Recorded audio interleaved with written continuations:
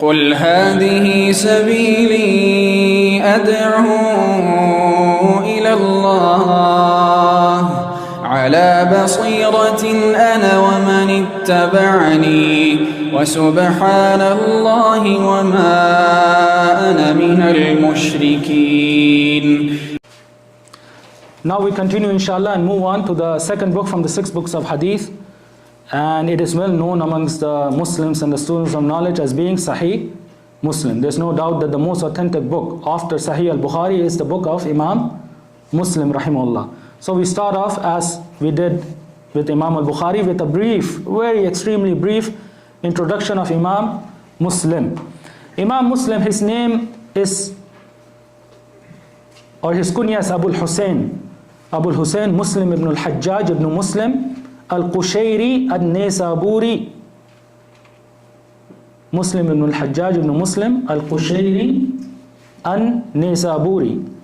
Qushayr is a tribe of the Arabs. So even though Imam Muslim was born and died in Khurasan, in a region or country or a place of the non-Arabs, he was himself an Arab. So these are the Arabs who settled in these lands after them becoming lands of the Muslims. So he is al-Qushayri. From them originally, not like Imam al-Bukhari, we said he is al-Ju'fi mawlahum. One of his great-grandfather accepted Islam on the hands of a person from this tribe. But Imam Muslim, Qushayri, he is from them in originality. He is from the Arabs, from the tribe of Qushayr. And Nisaburi, this is an ascription to one of the most famous cities of Khurasan, Nisabur. And we mentioned that it is said today Nishapur in their language, and it falls today in the country of Iran. It falls today in the country of Iran. Imam Muslim rahimahullah, he was born in Nisabur in the year 206 after the hijrah of Prophet Muhammad sallallahu alaihi wasallam. So 206. So how many years between his birth and the birth of Imam Bukhari? 12 years. 12 years. Because Imam al-Bukhari rahimahullah, we said he was born in the year 194. Imam Muslim was born 12 years after him in the year 206. And he heard hadith just like Imam al-Bukhari from a young age from the scholars of hadith that were present in his city of Nisabur. The first hadith that he heard, the first gathering of hadith that he attended was in the year 218. 218. So how old was he when he attended or started seeking the knowledge of hadith? 12 years of age. He was only 12 years of age when he started seeking the knowledge of hadith. And the first sheikh he heard hadith from is the great Imam al-Hafiz Yahya ibn Bukair at-Tamimi al-Nisaburi, from the great muhaddithin of Nisabur, Yahya ibn Bukair at-Tamimi. After he heard hadith from the scholars that were present in Nisabur, like we said, from the way of the scholars of hadith was that they used to seek knowledge and gather the hadith of the scholars of their area and their city. After which he traveled to the vast Islamic lands and the scholars of hadith that were present in these lands. So he traveled to Medina, he traveled to Basra, Balkh, Baghdad, and in Baghdad, the capital of Iraq, he met Imam Ahmad rahimahullah and heard hadith from him. He traveled to Al-Kufa, Al-Ray, Al-Sham, Misr, and these are all cities that we have mentioned in the biography of Imam al-Bukhari. These were the centers of knowledge at that time that were filled with the scholars of hadith and the muhaddithin. And he traveled east and west until he collected the hadith of Prophet Muhammad sallallahu alaihi wasallam. We have a map.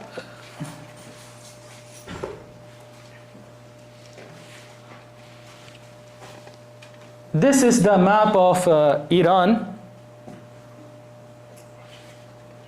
and these are the names of the provinces and cities today.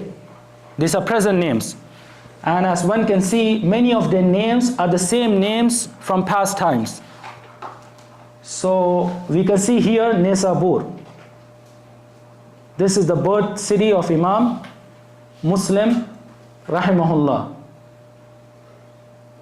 From the cities we can see Asfahan, from which great muhaddithin came about, al-Asfahani.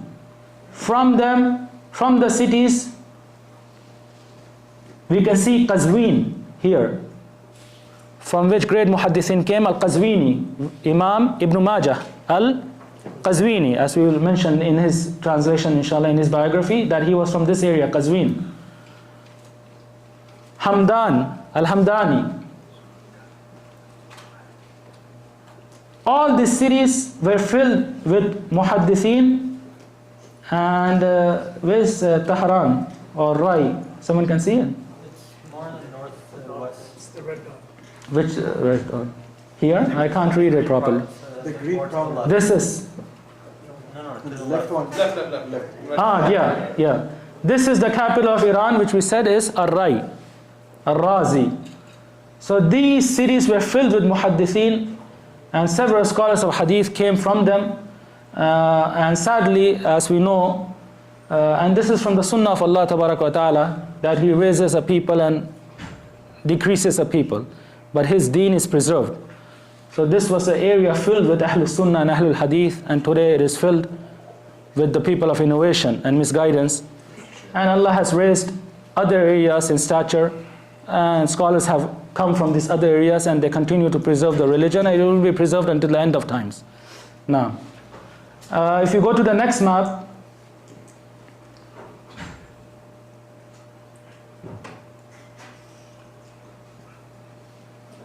this is a zoomed in image of Nisabur and the various areas of Nisabur where Imam Muslim rahimahullah was born. And these are some pictures from the city. And we go to the next map. This is the rihla, the travel of Imam Muslim rahimahullah in seeking the knowledge of hadith. So we can see Nisapur.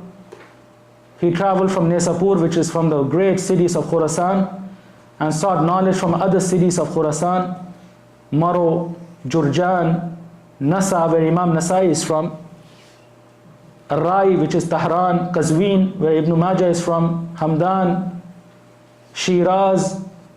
Then he entered Iraq, where he sought knowledge from the scholars of Iraq, Baghdad, where he heard from Imam Ahmad, rahimahullah, Kufa, Al-Basra, Wasit. After which he went to the Hijaz, Al-Haramain, Al-Sharifain, Makkah, Al-Madinah. Then he went north to Misr, Egypt, Cairo.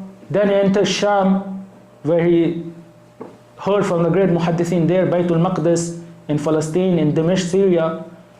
So this was the great, vast, until he returned back to Nisabur. This was a great travels and rihla of Imam Muslim. And the same can be said that we said that Imam Bukhari, if someone were to give an estimate of the kilometers that they traveled, then he will find that they traveled thousands of kilometers. Thousands of kilometers in order to preserve the hadith of Prophet Muhammad sallallahu alaihi wasallam. From the great scholars of hadith that he heard from in these travels was Imam Abdullah ibn Maslama al-Qanabi. He's from his oldest and well-known scholars of Imam Muslim, from his shuyukh, Abdullah ibn Maslama al-Qanabi, and Ishaq ibn Rahuya. Just like Imam Bukhari was his student, Imam Muslim is also his student. And Qutayba ibn Sa'id al-Baghlani. Qutayba ibn Sa'id al-Baghlani. And the number of shuyukh that Imam Muslim rahimahullah narrated upon in his Sahih are 211 shaykh. He narrated upon 211 shuyukh. And just like Bukhari, he did not narrate on every shaykh he heard hadith from. Rather, he narrated on a few select number of them, which reached 211 in number. Well, from his scholars or shuyukh that he narrated the most ahadith in Sahih in his Sahih are Imam Abu Bakr ibn Abi Shayba. And who knows who Abu Bakr ibn Abi Shayba is? Sahib al-Musannaf. He has a very important book, a great book, al-Musannaf, who passed away in the year 235 after the Hijrah. So Imam Muslim, you will see a lot of hadith in Sahih Muslim that he narrates on the authority of this Shaykh and teacher of his, Ibn Abi Shayba. And he also narrated on a lot on the authority of his Shaykh Abu Khaythama Zuhair ibn Harb an-Nasai. Abu Khaythama Zuhair ibn Harb an-Nasai, which was from the great muhaddithin and huffaz of his time. And he has a very well-known book that also has been translated into English. Who knows this book? Imam Abu Khaythama Zuhair ibn Harb an-Nasai. He has a book called Kitabul Ilm, the book of knowledge, in which he gathered ahadith and athar related to seeking knowledge. It is a small book that Imam Al-Albani rahimullah did authentication of, and it has been published in English several times. So it's a small book, Kitabul Ilm. And from the teachers of Imam Muslim that he narrated a lot of ahadith in his Sahih is a muhaddith by the name of Muhammad ibn Bashar, Imam Hafiz Muhammad ibn Bashar. And he is well known by his laqab, by his nickname, which is, this is something that it should be general knowledge to a student of knowledge. Muhammad ibn Bashar, he is well known as Bundar. Bundar. Muhammad ibn Bashar, his nickname, laqab is Bundar. So this was also from his shuyukh that he narrated a lot upon in his Sahih. As far as the students of Imam Muslim rahimahullah, then from his students are some of the great muhaddithin of their time, such as Abu Hatim al-Razi, Imam Abu Hatim al-Razi, who was also from his shuyukh. This is something that is specific to the Ahle-Hadith, that you will find a lot of these A'immah, they have shuyukh, and those shuyukh are also their students. So Imam Muslim, from his shuyukh was Imam Abu Hatim al-Razi. And along with that, he is also a student of Imam Muslim. And this is something that the Ahlul Hadith are known for. And some of the Salaf, they used to say that a person cannot become an Imam in this field, in the field of Hadith, except that he narrates upon the one who is older than him, the one who is like him, and the one who is younger than him. Hadith, there is no shame in seeking the knowledge of Hadith. So the muhaddithin, even though they were the shuyukh of this A'immah, they also heard Hadith from them and were proud to be called their students. So Imam Abu Hatim, even though he's from the shuyukh of Imam Muslim, he's also his student. And from the most famous students of Imam Muslim is Imam Tiramisi. As we said, it's a continuous chain. We said that Imam Bukhari, from his most famous students, is Imam Muslim. Here we find that from the most famous students of Imam Muslim is Imam at-Tirmidhi. From his students is also Imam Ibn Khuzaymah, Sahib al-Sahih, the one who has authored al-Sahih. And from his students is Abu Awana al-Isfarayini. Abu Awana al-Isfarayini, who was from the great scholars of Hadith, and he has a book, al-Mustakhraj al-Sahih Muslim, which is published.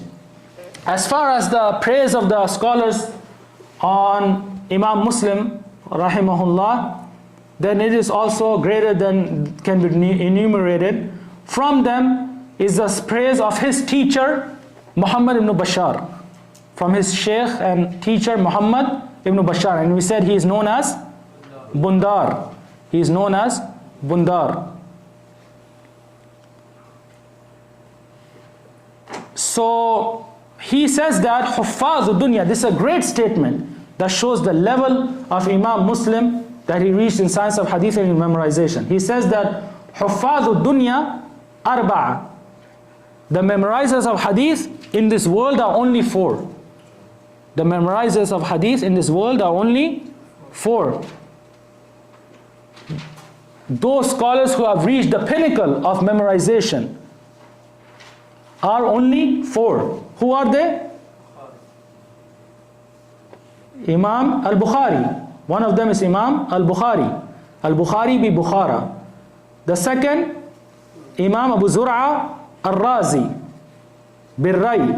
Abu Zur'a al-Razi. The third, Imam al-Darimi bi Samarkand. Imam al-Darimi, who has the book that we mentioned, al-Musnad or Sunan. And the fourth is Imam Muslim. Imam Muslim bi Nisabur. So this is a great statement from this great Imam Hafiz, from the great Muhaddithin, narrators of Hadith, Muhammad ibn Bashar Bundar, in which he says that the scholars of Hadith who have reached the highest level of memorization are only 4. Imam Bukhari, Imam Muslim, Imam al-Darimi, and Imam Abu Zur'a al-Razi. So this shows that Imam Muslim in that time was mentioned along with these great scholars of Hadith, mentioned along with Bukhari and Abu Zur'a and al-Darimi. From the praise of the scholars upon him is praise of also another of his teachers, another of the teachers of Imam Muslim, who is known as Ishaq ibn Mansur, and he's well known by his laqab al-Kawsaj. Al-Kawsaj. Ishaq ibn Mansur al-Kawsaj. He said that لَن نَعْدَمَ الْخَيْرِ مَا أَبْقَاكَ اللَّهِ لِلْمُسْلِمِينَ. He told Imam Muslim, his student, that as long as you are alive or present in the Muslim nation, Allah Tabarak wa Ta'ala will not remove goodness from this nation. As long as you are alive, Allah Tabarak wa Ta'ala will not remove goodness from this nation.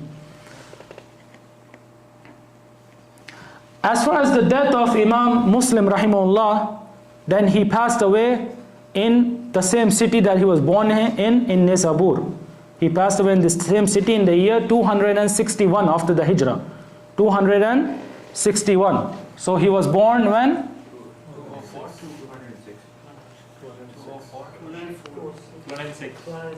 206. And he passed away 261. So he lived for a period of how long? 55 years only. He lived only for a period of 55 years. And there's a story that is well known that is mentioned regarding his death, and in this also is a lesson for all of us, is that he sat in a gathering of hadith, narrating hadith, and someone asked him about a hadith. One of the students asked him about a hadith, and he did not know that hadith. He did not recall, remember, or know that hadith. So he went back to his house and he opened the candle or lantern. He opened the lantern and started to research this hadith. Started to search and research this hadith. And he told his wife that do not let anyone enter upon me tonight, because I'm busy with researching and finding and searching this hadith. So it was told to him that someone has gifted us a basket of dates. Someone has gifted us a basket of dates. So he said, send me that basket. So he put the basket next to him and the lantern beside it, and he started eating the dates and searching for this hadith. And without realizing, the whole night had passed and he had eaten all the dates. He had eaten all the dates, searching for this one single hadith. And this was the cause of his death, rahimahullah. The dates that the chemical reaction or the heat that they created, this was the cause of his death, rahimahullah. So this shows that the great extent and length these scholars of hadith went to in searching for, in preserving the hadith. One single hadith, he spent the whole night searching for it at this great age of 55, when he was called min huffaz ad-dunya, from the memorizers of the dunya. Even that did not stop him from seeking knowledge until his death, rahimahullahu ta'ala. As far as his books, then from his books is al-asma wal-kuna. Al-asma wal-kuna. This is a science of hadith, or from the type of books that the muhaddithin wrote. There are several books in this field in which they will mention those narrators of hadith that are known by the kunya. That are known by the kunya. Because the kunya is something that leads to a lot of mistakes for the students of hadith. They might think this kunya refers to someone, and in reality it refers to someone else. And some of the narrators of hadith, one might not know who the person is. So they have written specific books. From the earliest of them was Imam Muslim, and he wrote al-asma wal-kuna. From his books is at-Tamyiz. At-Tamyiz, which is the most important book that a student of knowledge, student of hadith should study in order to know how to criticize a hadith. How the scholars of hadith criticize a hadith. This is one of the most important books that a person, student of knowledge, can study to learn how the way of the muhaddithin was in criticizing a hadith. From his books is al-Munfaridat wal-Wahdan. Al-Munfaridat wal-Wahdan. What does this mean? This is also a science from the sciences of hadith, in which the scholars of hadith wrote specific books specifically on al-Wahdan. What is al-Wahdan? It is the plural of wahid, one. What does that mean? They specifically gathered the narrators of hadith upon whom only one narrator has narrated a hadith. And this person, only one person has heard hadith from him. These narrators, only one person has heard hadith from him. So they have gathered these narrators because they have a specific standing near the scholars of hadith, because the scholars of hadith say that the jahala, the ambiguity or unknownness of a person is not removed until at least two people narrate upon him. Until at least two people narrate upon him. So when a narrator only has one narrator upon him, these narrators have been given special attention to, and the scholars of hadith have gathered their names and their hadith and spoken upon them in detail. As you can see, and from the most important of his books is a Sahih that we'll talk about in detail right now. As you can see, this science of hadith is a vast ocean, and the scholars of hadith have not left any topic pertaining to this knowledge except that they have written books upon it and they explained it. And this is a very precise, very detailed science. As you can see, wahdan, kuna, alqab, tabaqat, very precise science. And this is the science by which the Muslims were able to preserve their religion. The only way this religion was preserved and is preserved and will remain preserved is by way of the isnad. Allah Tabarak wa Ta'ala blessed the Muslims with this isnad that He has not blessed or given to anyone before the Muslims. The previous nations, they cannot tell what is authentic from unauthentic in their books. They cannot tell what is authentic from the unauthentic from the statements that are ascribed to their prophets and messengers. The Muslims are the only people with certainty they can say what is authentic and unauthentic from that which is ascribed to their book and the Prophet Muhammad sallallahu alaihi wasallam. This was only by way of this great science of hadith and the isnad. To the extent that the scholars, they mention that three things, and this is from benefit, three things Allah has given the Muslims that He has not given anyone before them. The Muslims have been given three things that He has not given anyone before them. One of them is al-isnad.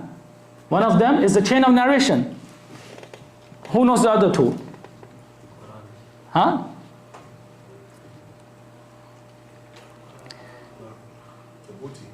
Huh? نعم نعم لا الإسناد والإعراب والأنساب. الإسناد والإعراب والأنساب. that the Muslims have been blessed with three things that Allah Ta'ala has given them specifically, has not given anyone before them. One is al-isnad, that we have mentioned, chain of narration, and the signs that are related to it. The second is al-i'rab, which is Arabic grammar, the fatha and the dhamma and the kasra and the rules related to it. This is something only the Muslims have been given, that no other nation has been given before us. The third is al-ansab, the knowledge of lineage, forefathers, grandfathers, and there are specific books that the ulama have written on al-ansab, of the narrators of hadith, and the nisba, ascription to the qabail, to the tribes and to the cities. This is something no other nation has been given except the Muslims. So this is a great hadith, and I always mention the statement of the well-known Orientalist. He was a British Orientalist by the name of David Samuel Margaloth, or something to that extent. He lived in London and passed away in London in the year 1940,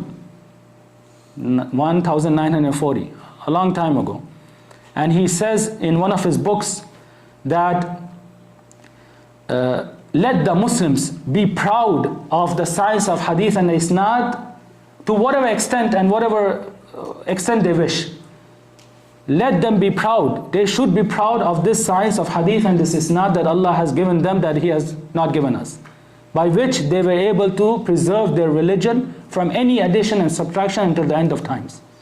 So this science of hadith is a very precise, detailed science. The muhaddithin have not left a single thing outside of it, and this is from the genius of their minds, that they came up with this science and covered every single aspect to preserve the sunnah from a single letter being added or subtracted to it.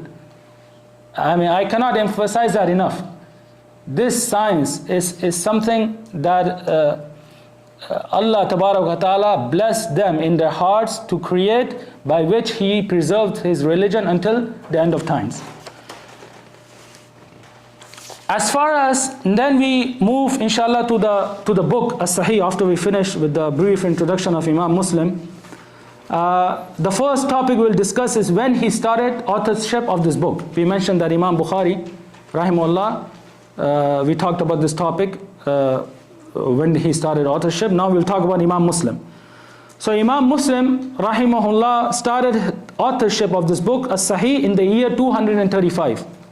235 after the hijrah of Prophet Muhammad sallallahu alaihi wasallam. And we said he was born in the year 206. So that makes him how old? 29. He started authorship of as-Sahih when he was 29 years of age.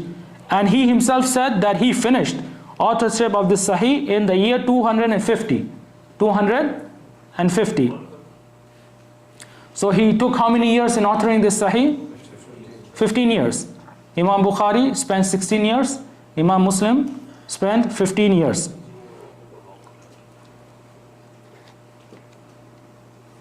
And also the brother asked about the fitna or the trial and tribulation that occurred to Imam Bukhari rahimahullah with Imam al-Hafiz Muhammad ibn Yahya al-Zuhli. And I mentioned how Imam Muslim, even though he was from the students of Imam al-Bukhari and he revered him, and we mentioned some of the statements in this regard, he did not narrate anything upon the authority of Imam Bukhari in his Sahih. And we mentioned one of the reasons the scholars mentioned is that this is from his neutrality in this issue, that he did not side with one or the other and he did not narrate on any of them. Another statement that the scholars mentioned regarding this issue is that, as we said, Imam Muslim, he finished authorship of his Sahih in the year 250. 250. And Imam Bukhari entered Nesapur, traveled to Nesapur in the same year.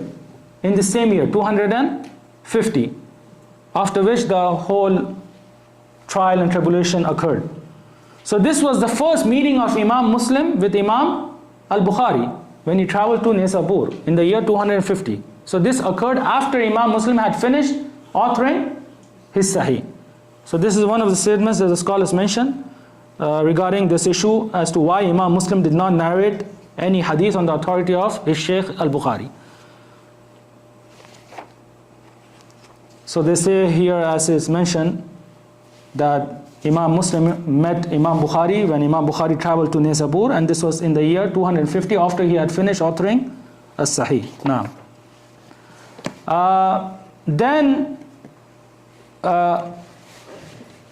we will now get into the distinguishing aspects of Sahih Muslim in comparison to Sahih al-Bukhari, and what makes it higher in stature in some aspects than Sahih al-Bukhari that the scholars have mentioned. From them is that Imam Muslim gathered the ahadith of Sahih Muslim from 300,000 ahadith that were with him. 300,000 ahadith that he had with him. And that which distinguishes Imam Muslim from Imam Bukhari is that he wrote Sahih Muslim in his city of Nisabur. As we said, he traveled from Nisabur, he returned to Nisabur, and he died in Nisabur. So he authored his Sahih, his book, in Nisabur. So he had his scrolls and his books with him, that in which he had gathered these 300,000 ahadith. He had them written, preserved with him in the safety and security of his home. And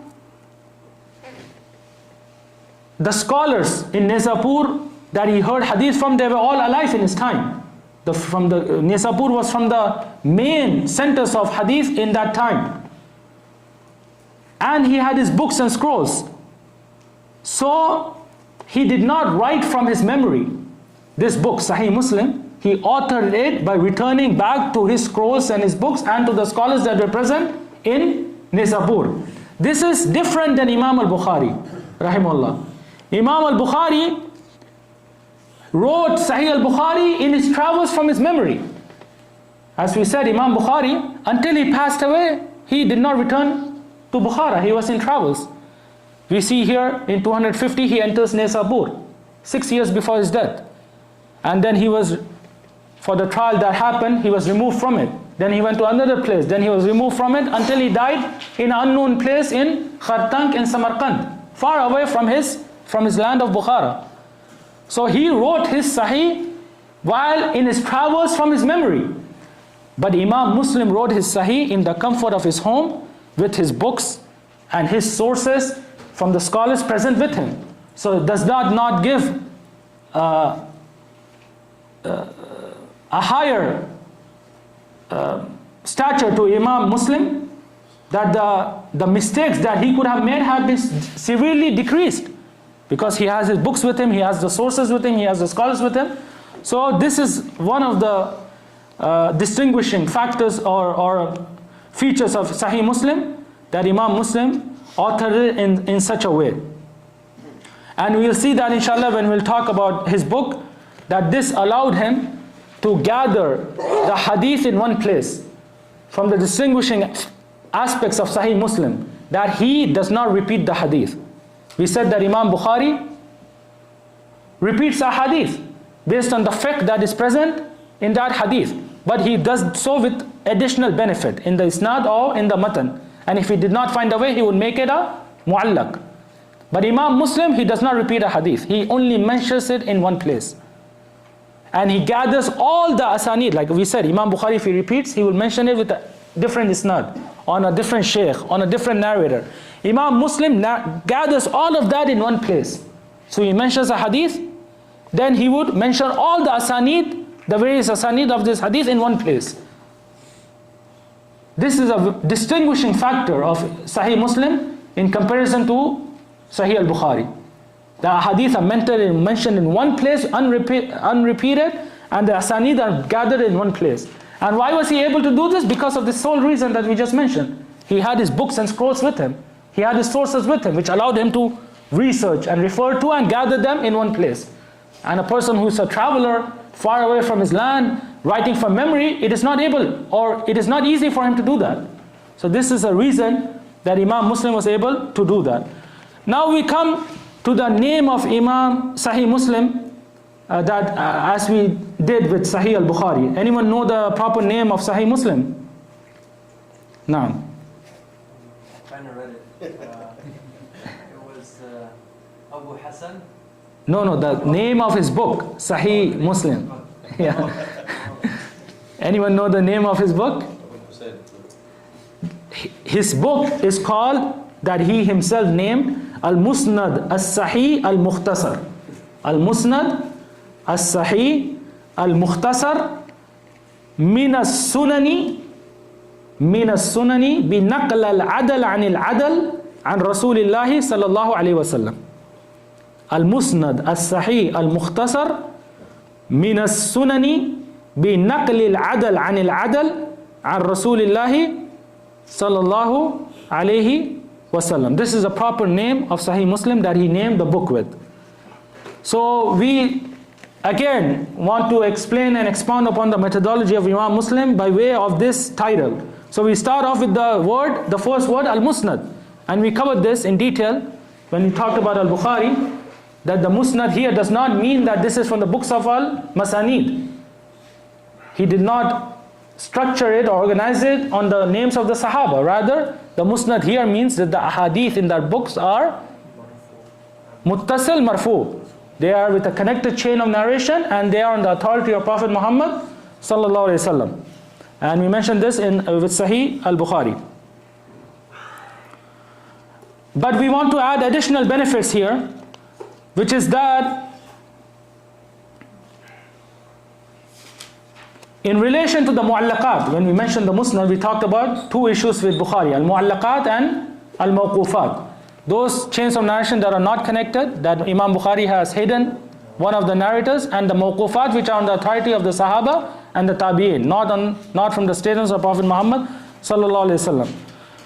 So we want to say that there are some mu'allaqat also present in Sahih Muslim. Some mu'allaqat present in Sahih Muslim. We mentioned there that in Sahih Bukhari there are almost how many? 2,000 mu'allaqat, almost, give and take. 2,000 mu'allaqat, which are a lot. How many mu'allaqat do you think are in Sahih Muslim?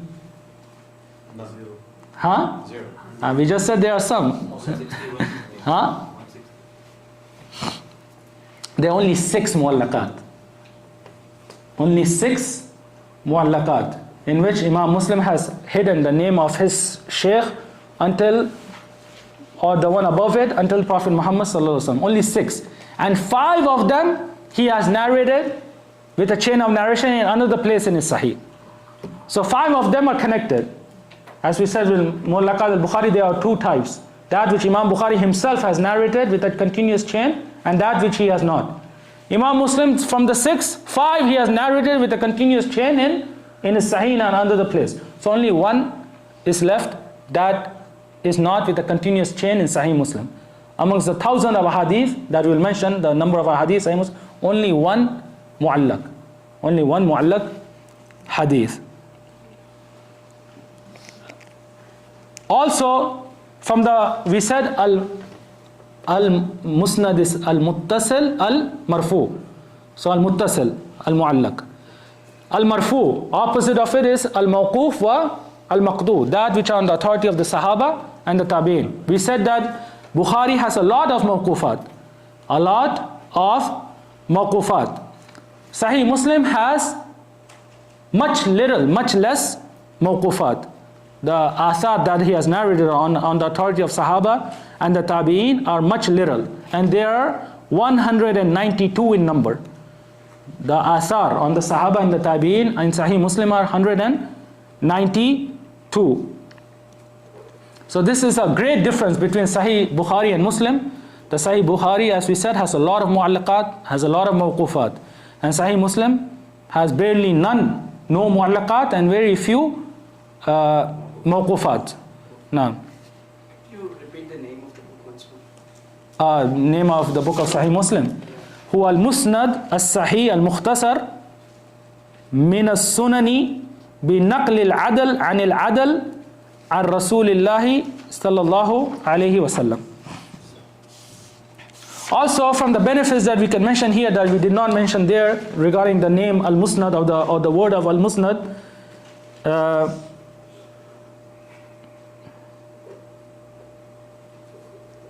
is the tabwibat of Muslim. This is a very important topic.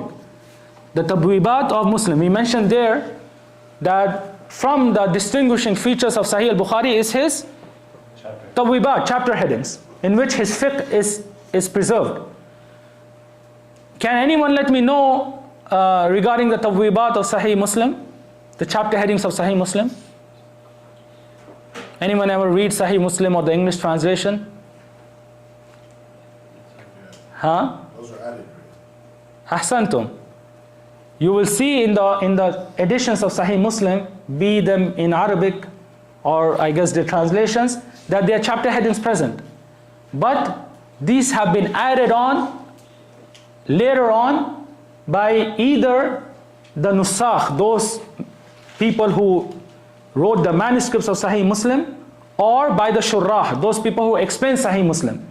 These chapter headings are not from Sahih Muslim, not from Imam Muslim himself. Imam Muslim has not written the chapter headings in Sahih Muslim. So this is also a distinguishing factor that differentiates between Sahih Bukhari and Sahih Muslim. Sorry. So there are kutub in Sahih Muslim, but not Yeah, abwab. I will mention that right now. No. So even though there are no chapter headings, bab so and so, bab so and so, chapter such and such, such and such, even though there are no chapter headings, but the book from the beginning until the end is arranged based on these chapters. Imam Muslim did not just mention any hadith. He arranged it in a very detailed manner. That's why it was easy for those who came after him to just place these hadiths in chapters. Just one heading will fit a few hadith. Even though he did not put chapter headings from himself, but it is arranged in chapter headings. So he has the names of the books. The brother asked, so he has the names of the books. So he would say Kitab, Kitab al-Tahara, Kitab al-Salah, Kitab al-Zakat, Kitab al-Sawm, etc. But inside of those books he will have no chapter headings. But the ahadith in these books are arranged according to chapters. So one might ask the question, why did he not put chapter headings? If he arranged, he took the effort and he got tired in arranging this ahadith according to the chapters. Why would he not just put chapter headings? Huh? Bil ma'na? Like it's known. Is known. Now, I would imagine to not limit the potential, like to not limit what the hadith can mean. طيب يعني. Anyone else has an answer? The scholars have mentioned two reasons for this. That he took the effort and the time and spent energy in arranging it on chapters, but he did not put chapter headings. So the scholars have mentioned two reasons for this. One is al-ikhtisar. He wanted to summarize. He wanted to summarize. And we learned that when we know that from the words in his title are al-mukhtasar that we just read.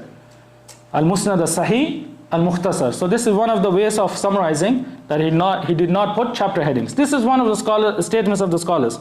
But the second statement, and this seems more weight-worthy and more correct, is that from the ways of some of the muhaddithin was that they did not wish the hadith to be mixed with anything else.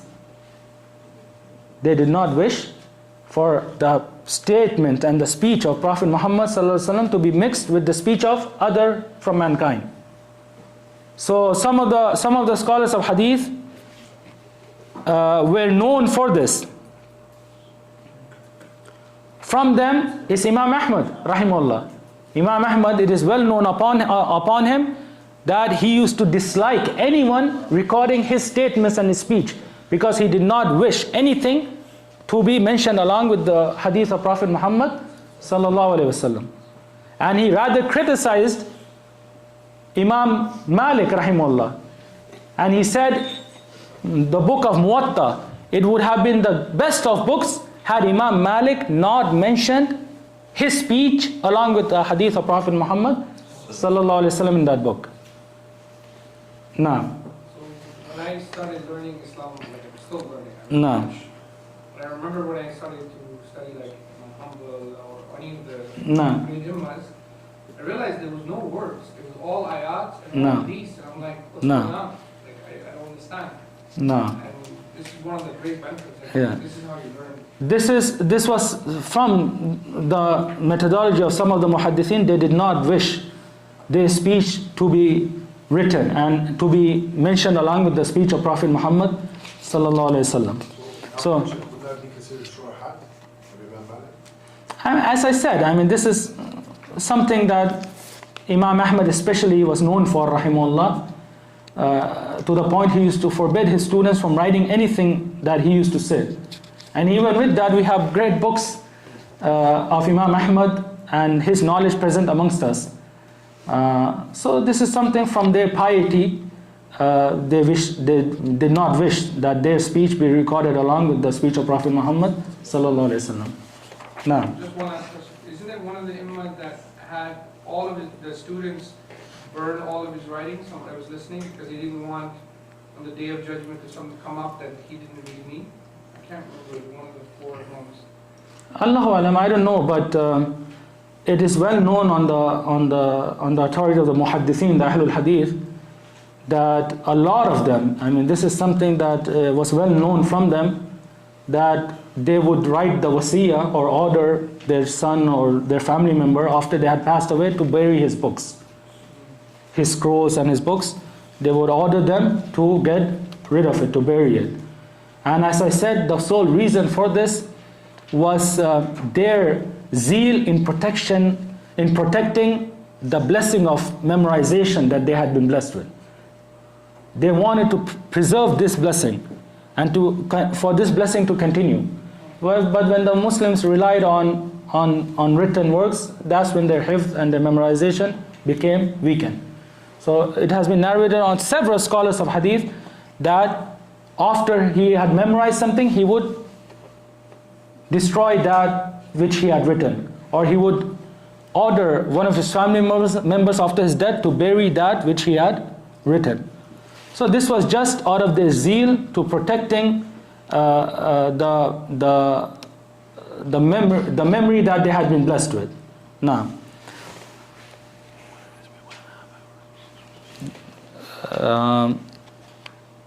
so before we get into the second word in the title, which is al-Musnad as-Sahih. So before we get into as-Sahih, I think we should take a short break, inshallah, for 5 or 10 minutes, and we'll continue after that, inshallah. Barakallahu fikum. وذكر فإن الذكرى تنفع المؤمنين وما خلقت الجن والإنس إلا ليعبدون